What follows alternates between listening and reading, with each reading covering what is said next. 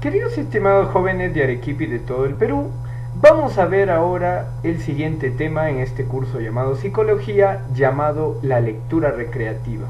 En la clase pasada hicimos la lectura, ahora vamos a hablar de la lectura recreativa.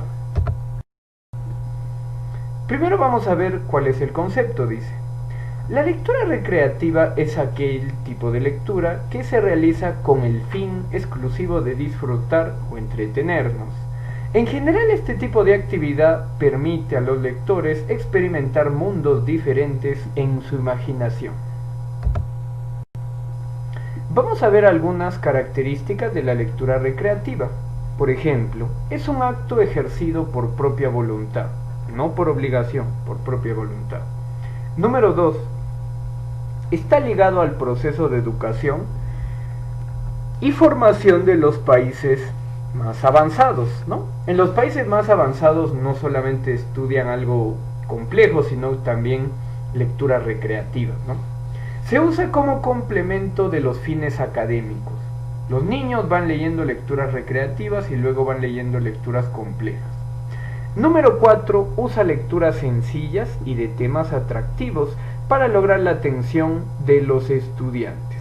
Y por último, este tipo de lectura es valioso e importante antes de ir al colegio, sobre todo en los pequeñines de inicial, ¿no? Listo. Vamos a ver ahora cuál es la importancia de la lectura, ¿no? Como por ejemplo, los lectores que leen con motivos recreativos son más propensos a convertirse en mejores y más motivados lectores. Imagínense. Número 2. El lector puede relacionarse con autores, personajes y otros lectores con el mismo interés de explorar y de replantear su identidad, ¿no? Así como los cantantes tienen fans, los creadores de libros también, imagínense, ¿no? Desarrolla la capacidad de experimentar diferentes perspectivas, ¿no? Yo no conozco Francia, pero puedo conocerlo leyendo. Estimula el conocimiento y la integridad. Una persona que lee más es más preparada de todas maneras. Y por último, favorece la convivencia humana, llamada también la tolerancia. Una persona que se prepara más puede ser más tolerante. Vamos a ver algunos tipos de lectura recreativa. Son 3. Primero, la lectura informativa o cultural. Segundo, la lectura de ocio. Y por último, la lectura social. ¿Cuándo se le llama lectura informativa? Se le llama lectura informativa cuando la persona lee algo para saber qué ocurrió en el mundo o qué evento va a suceder. Se llama lectura de ocio cuando el único fin es entretenerme o distraerme.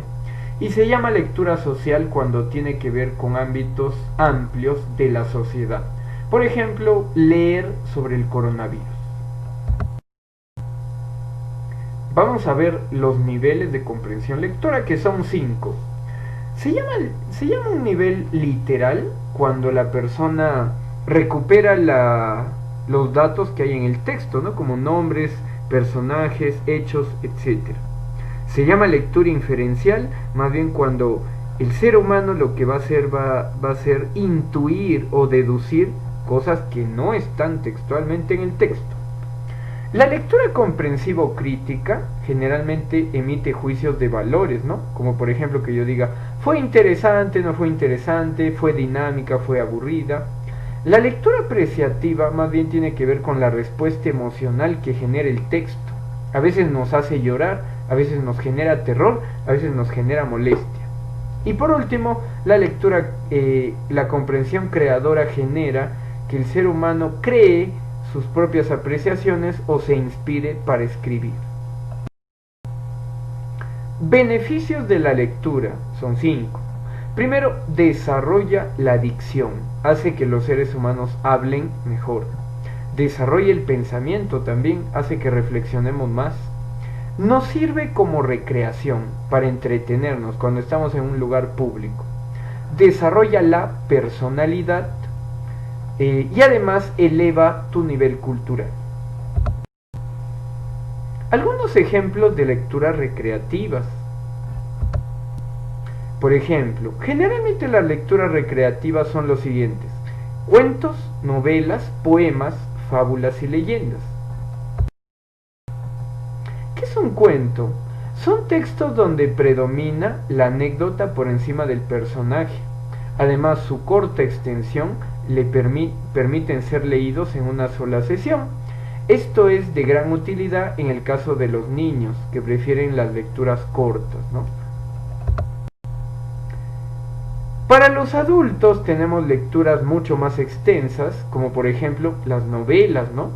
Generalmente las novelas están divididas por capítulos y tienen muchas hojas y hay que leerlas con calma, ¿no? Poco a poco. También podemos hablar de los poemas, ¿no? Para los niños resultan muy interesantes usar poemas con rimas. Se trata de un recurso que me gusta mucho y despierta el interés de los pequeños. Aparte de ello, la rima es un recurso que permite despertar la memoria. Un poema arrimado es muy fácil de recordar por la imaginación y el cerebro infantil. En el caso de las fábulas, tal vez sea el tipo de lectura infantil más recomendable para los niños. A esto se añade que tiene una gran cualidad, que son muy recreativos realmente. Tiene la cualidad de que los animales, por ejemplo, son los protagonistas de las fábulas, ¿no? Y en ellos realizan acciones humanas, ¿no? Eso es lo que ocurre en las fábulas. Y por último tenemos lo que son las leyendas, que se caracterizan principalmente por acontecimientos que sucedieron en la naturaleza o en eventos históricos a través de narraciones, ¿no?